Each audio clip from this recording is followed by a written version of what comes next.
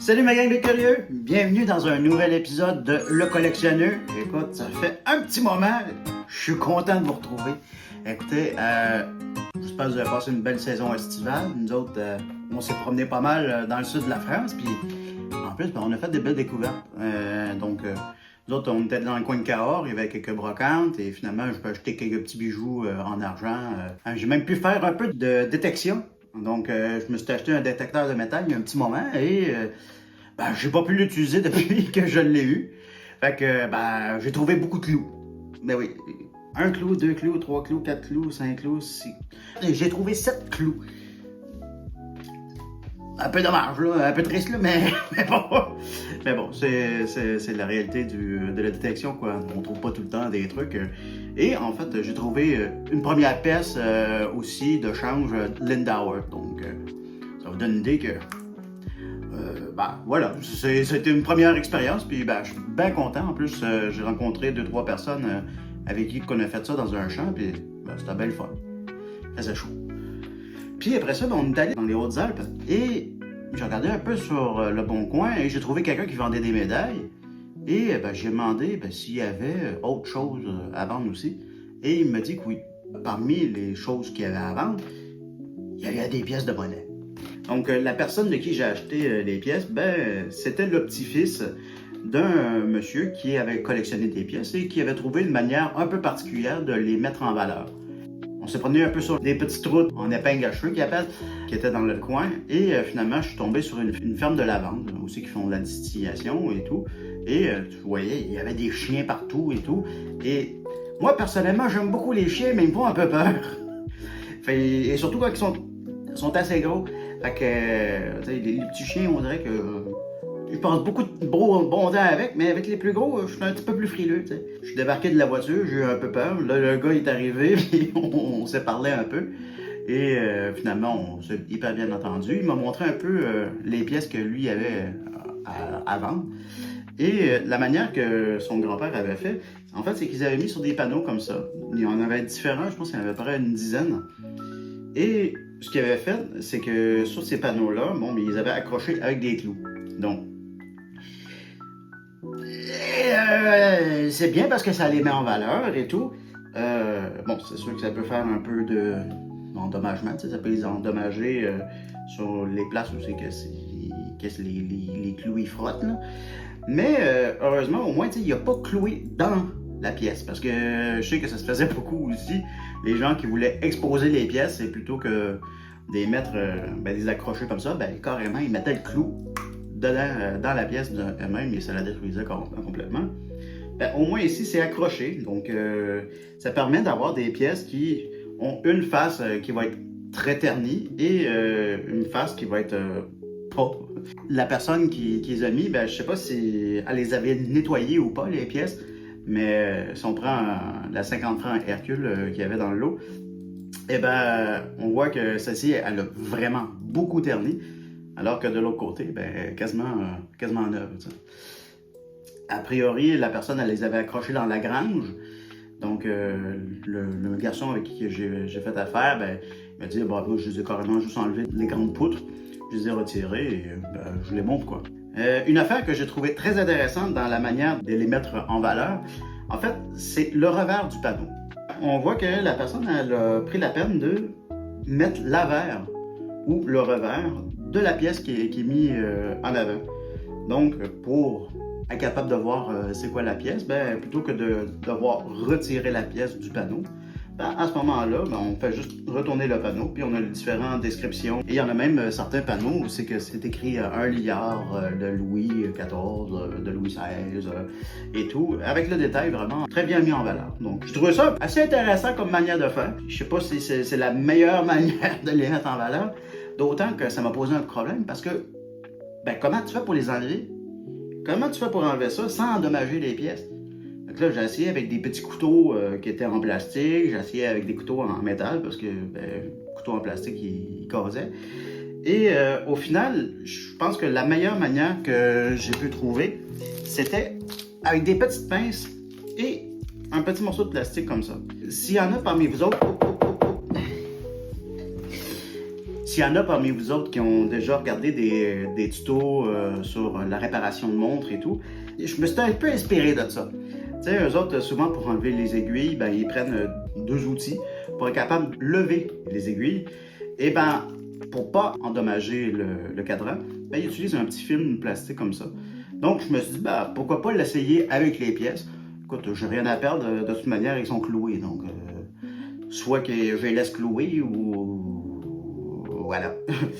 Donc, j'ai essayé ça. Finalement, ça a donné des beaux résultats. Ça n'a pas endommagé les pièces que je vais pouvoir vous montrer. Je trouvais ça le fun à faire. C'était beaucoup plus simple aussi qu'avec les couteaux. Que tu sais, j'endommageais les panneaux. Je risquais toujours d'endommager les pièces, quoi. Donc voilà, je suis passé à travers et j'ai trouvé quelques affaires plutôt intéressantes que j'aimerais bien partager avec vous autres. Fait que, ben, sans plus tarder, ben, allons-y, quoi. Fait que sur le premier panneau, ben, une affaire qu'on va retrouver, c'est des pièces de Nuremberg ou des jetons, des pièces commémoratives pour différents événements. Et là, ça, ben, c'est une pièce de la ville de Bordeaux avec Louis XV à Bordeaux en 1776. Et bon, je vais vous montrer une petite photo de quoi ça a l'air quand c'est dans en bel état et tout. C'est assez joli. Et on voit ici à l'arrière le détail. Et une affaire qu'on peut voir aussi, c'est que dans l'arrière, bon, on voit qu'il y a une 2 francs 1915 ici et elle n'est pas là. Donc, il y a certaines pièces que c'est moi qui ai retirées parce que, bon, je voulais vous les montrer mieux.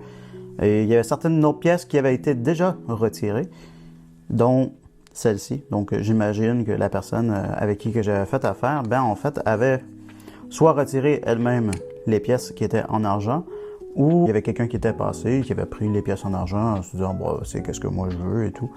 Alors que, ben, au final, on a quand même quelques pièces en argent qui restent dans le lot, mais on a aussi des pièces qui ne sont pas en argent, mais qui sont très intéressantes, dont ce petit jeton. On a quelques petites royales aussi.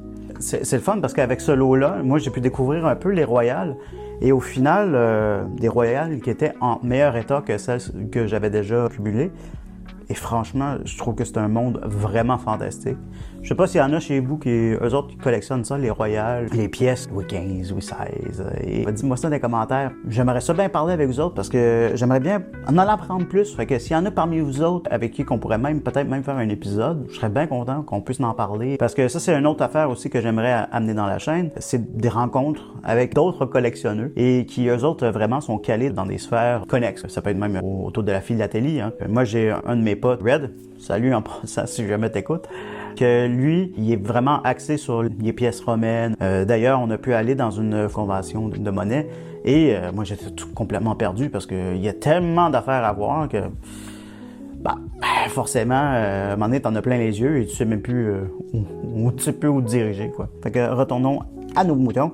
Ici, on a d'autres pièces, dont des pièces de Philippe II, donc des Pays-Bas. On en a 2 ici, je pense une 3e ici. Donc des pièces en cuivre pour la plupart, et celle-ci de 1855, donc une pièce de one penny, donc, mais qui est quand même plus ancienne, donc c'est assez le fun. Je vais pouvoir la rajouter à mon lot de pièces de penny. Et on a même une sixpence de 1909, donc avec Edwardus. Donc pas mal pour le deuxième panneau. Ah d'ailleurs, sur le premier panneau, j'ai dit que j'ai retiré quelques pièces. Eh bien, il y avait une 10 centimes. Donc, Napoléon, premier, 1808. Donc, bébé, donc pour Strasbourg. Donc, ceci, elle est en bion. On a le grand panneau. Le lot, il y avait 12 panneaux en fait. J'ai dit 10 tout à l'heure, mais en fait, il y en avait 12. Et surtout, on avait un très grand panneau. Donc, je vais essayer de mettre ça comme il faut. Voilà. Et parmi ce panneau, eh bien, on a beaucoup de pièces de la Belgique, quelques pièces du 16e, des pièces martelées. On a un 10 francs Turin qui est fait en argent. Parmi les pièces que j'ai retirées et que je voulais vous montrer, eh bien, il y avait la pièce de To Hanover, donc 1837, je crois, avec Victoria. Et à l'arrière, 1849, une pièce un peu satirique. À cause de certaines lois, Victoria, elle ne pouvait pas régner parce qu'elle était une femme. Donc, ils ont créé cette pièce. Aussi qu'au final, je pense que c'est l'oncle de Victoria qui est allé prendre sa place à Hanover. Donc, ils ont créé ce jeton commémoratif pour un peu rire de ça, quoi. Donc, pièce un peu spéciale, un peu drôle. Une pièce suisse que je n'avais pas encore rencontrée, c'est une demi-Batson de 1799. Donc, une 5 Rappen de la région de Berne. Et celle-ci est en billon. Donc, une pièce assez intéressante que moi, j'avais pas eu la chance encore de rencontrer. Donc, quand que je peux avoir des pièces suisses nouvelles, ben, je suis bien content. On a une pièce de Einkreutzer, donc de 1848. Vito Pence. Donc, Ferdinand V / François-Joseph Ier.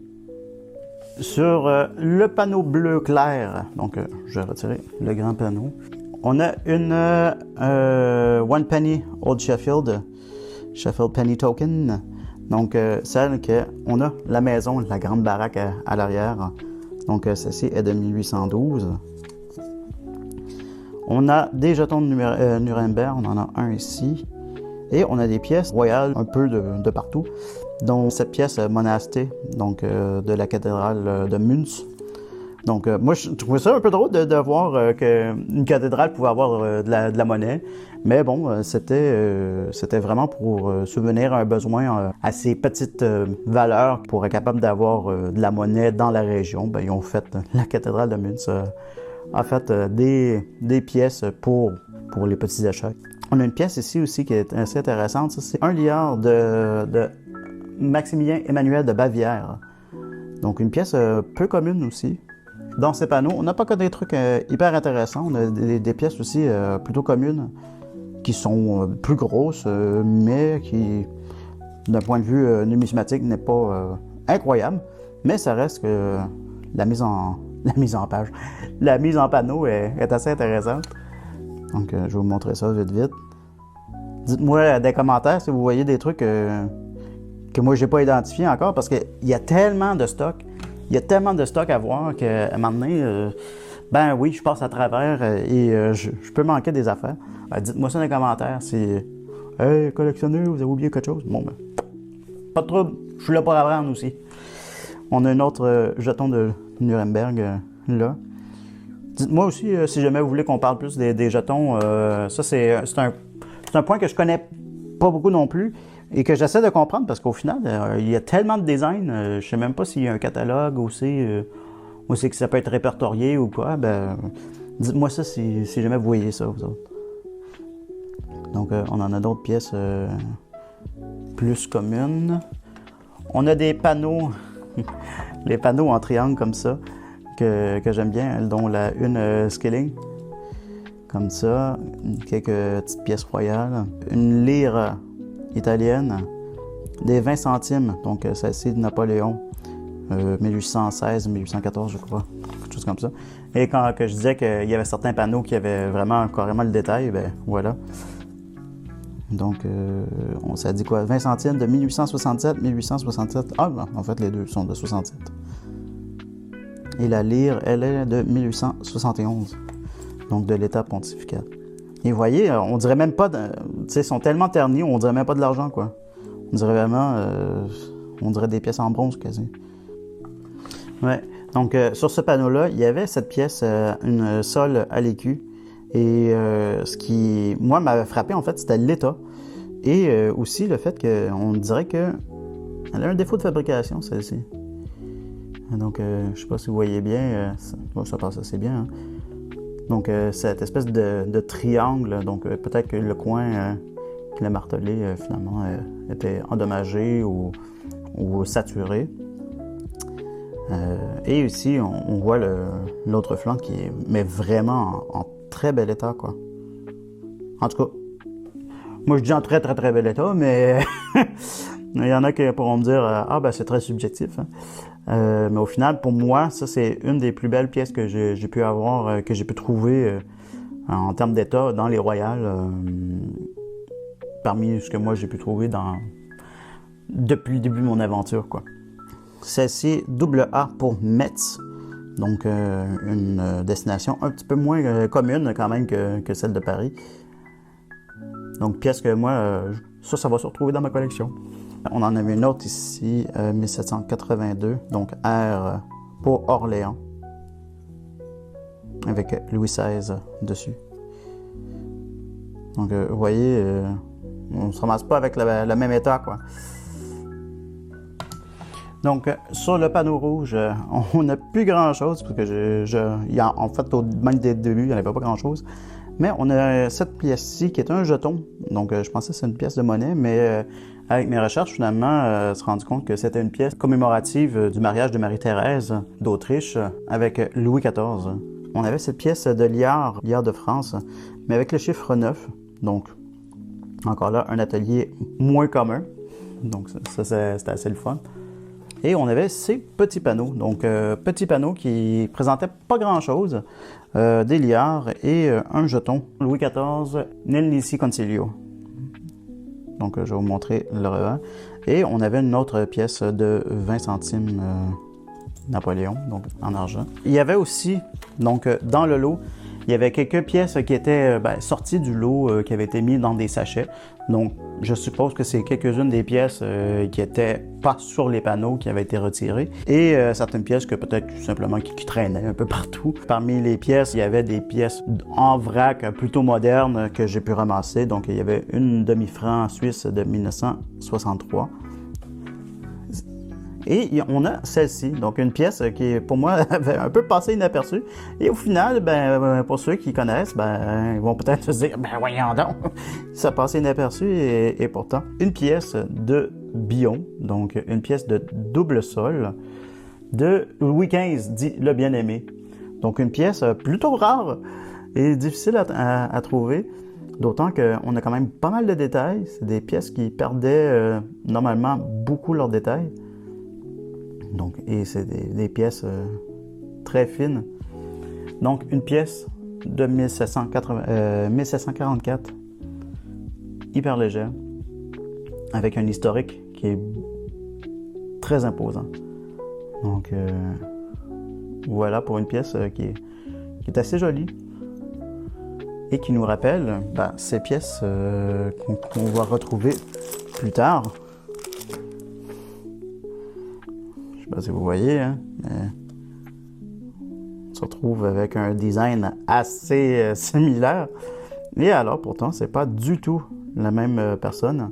Donc, on se retrouve seulement à peu près une cinquantaine d'années plus tard avec une décime de 1815, bébé, donc pour Strasbourg, avec le grand L, avec Louis XVIII. Et celle-ci, c'est une pièce qui est pas mal. On voit pour l'état, on arrive quand même à bien lire, mais c'est sûr, on n'est pas sur du fleur de coin. Hein. Mais ce qui est le fun, c'est qu'on en a deux. Donc 1814 et 1815, tous les deux de Strasbourg, et avec le grand L couronné. On a une pièce américaine, US 1 cent, United States of America, donc de 1817. Donc pièce que je ne m'attendais pas nécessairement à retrouver dans les Alpes en France. Mais pièce plutôt sympathique. On a une 2 centimes de 1846, donc de l'an 43. Mais c'est ici Liberté, Égalité, 2 centimes. Mais c'est la République d'Haïti. Donc quelque chose qu'on ne voit pas trop souvent. Donc assez sympathique aussi. On a deux pièces que moi j'ai déjà vues plusieurs fois, mais que là, pour une fois, là c'est l'état. Hein? Donc l'état qui est beaucoup plus intéressant que les pièces très savonnées que j'ai pu avoir dans le passé. Donc une 5 centimes de l'an 8, en fait, on en a deux. Et on va vous montrer le revers aussi. Vous voyez, franchement, il était pas si mal, quoi. On a pas mal de détails et tout. Je me demande s'ils n'ont pas été nettoyés. Parce que, bon, bien entendu, c'est des pièces qui ont un petit peu plus de 200 ans. Et elles ont bien, quand même pas mal de brillance, quoi.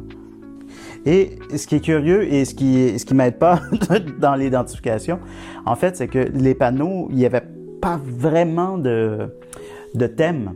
En fait, la plupart des pièces semblaient être un peu un mismatch. Donc, je suppose, en fait, que les panneaux se sont faits au fil que cette personne a ramassé les pièces. Donc, a ramassé, mettons, un petit lot de 10 pièces et on a fait un panneau, après ça, un autre 10 pièces, d'autres 3 pièces, nanana. Et au final, ça fait une collection très éclectique. Donc, des pièces qui datent entre 1500 et... même. Ouais, 1500 et jusqu'à 1974. Donc, avec celle-ci. Donc, 74, ouais, c'est ça. 1974 pour la 50 francs Hercule. Et là, vous voyez vraiment mieux, tout à l'heure, je vous la montrais, mais vous voyez à quel point, sur les panneaux, la face qui était exposée, elle a pris cher. Alors que celle-ci, vous voyez comment c'est brillant. Donc, d'avoir une 50 francs Hercule dans le lot, c'est toujours bien le fun. Une autre pièce donc de 5 centimes cette fois-ci, qui était dans les sacs, ça c'est de 1837 et pour ceux qui ont remarqué, c'est MC. Donc on est à aussi Monaco. Donc Honoré V, prince de Monaco, qui est aussi en pas pire état. Une des pièces qui m'avait un peu troublé et que je n'étais pas sûr si c'était une vraie pièce parce que je pensais que c'était une pièce fantasy ou pour touristes, quoi. Et finalement, non, pas du tout. Donc, on a une pièce ici qui est assez conséquente. Si on regarde avec la pièce de 50 francs, vous voyez, c'est à peu près la même grosseur, un petit peu plus gros. Et c'est une pièce de une makuta. Donc, une pièce portugaise de 1770. Et celle-ci a la particularité de ne pas être poinçonnée. Donc, je sais que les pièces portugaises, souvent, elles ont un poinçon qui ont été ajoutés.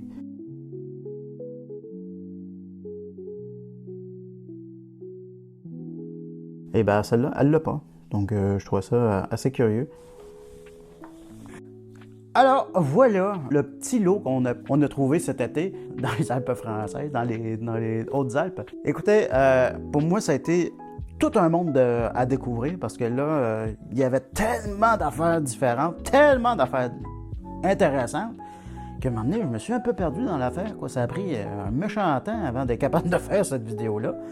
Donc, dites-moi si jamais vous autres, vous avez vu des affaires sur les planches que vous dites « Hey, mais collectionneur, t'as oublié telle affaire, t'as oublié telle affaire, t'as oublié telle affaire. » Dites-moi ça! J'ai bien hâte de vous lire, bien hâte de continuer la conversation avec vous autres. Puis si jamais vous avez des commentaires, des idées pour les prochaines vidéos, dites-moi ça, gardez-moi au courant parce que je suis bien intéressé. S'il y a du monde qui sont spécialisés dans différentes sphères, admettons, il y en a qui sont spécialisés comme mon chum Red dans les pièces de l'Antiquité, dans les pièces romaines et tout ça, ça, lui, je vais essayer de l'amener sur la chaîne dans les prochaines semaines. Vous autres, y en a-tu dans la gang qui sont intéressants, qui ont des affaires, de fun à raconter sur différents types de pièces? Dites-moi ça, puis vous avez mon contact dans la description. Puis je serais bien content de pouvoir vous parler, puis que peut-être même vous amener sur la chaîne pour découvrir une nouvelle facette que moi je ne connaisserais pas ou que vous pourriez partager avec les autres. Voilà. Merci d'avoir écouté. Jusqu'à là, il y a encore du monde, je vais être bien content. Laissez un petit commentaire, aimez la vidéo, faites les petits pouces bleus et toutes ces affaires-là. Moi, ça va me faire plaisir. Merci d'être là. Voilà, on se garde au courant. Tourlou!